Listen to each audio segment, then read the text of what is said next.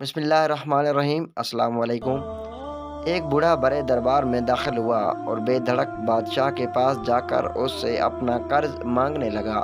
تمام درباری بوڑھے کی ہمت دیکھ کر حیران رہ گئے اور سوچنے لگے کہ آج تو بوڑھے کی جان بخشی نہیں جائے گی، مگر بادشاہ کے ماتھے پر ذرا بھی شکن نہ آئی اور بولا، کہو بابا کیا بات ہے؟ بوڑھے نے کہا، بادشاہ سلامت، میں آپ سے اپنا قرض وصول کرنے آیا ہوں۔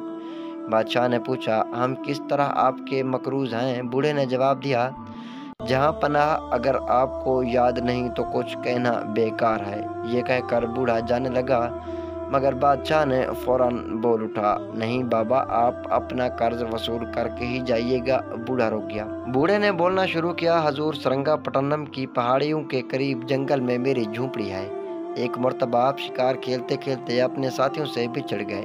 ان کو تلاش کرتے کرتے آپ میری جھونپڑی کے پاس پہنچ گئے۔ آپ کو سخت پیاس لگی تھی، آپ نے پانی مانگا تو میں نے آپ کی خدمت میں انار کے شربت کا پیالہ پیش کیا تھا۔ آپ نے پیاس بجھانے کے بعد کہا تھا، ہم تم سے بہت خوش ہیں، تم کبھی ہماری خدمت میں حاضر ہو کر اپنا انعام لے جانا۔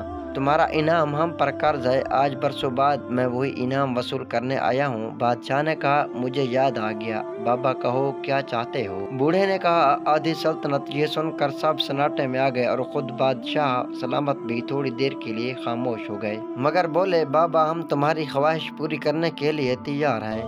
یہ سن کر تمام درباری اور بوڑھا بھی دنگ رہ گیا اور بولا، بادشاہ سلامت، آپ بے شک اپنی بات کے سچے ہیں، میں اپنی خواہش پوری کر لیتا ہوں، مجھے بدلے میں صرف ایک گلاس سادہ پانی دیا جائے۔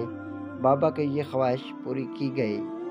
پھر بادشاہ نے حکم دیا کہ اس کی جھونپڑی کے ارد گرد کی زمین میں انار کے درخت لگا دیے جائیں۔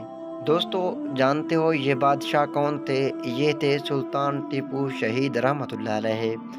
اگر تم بھی کسی سے وعدہ کرو تو اسے ضرور پورا کیا کرو، اور اگر تم پر کوئی احسان کرے تو اس کا اچھا بدلہ دو۔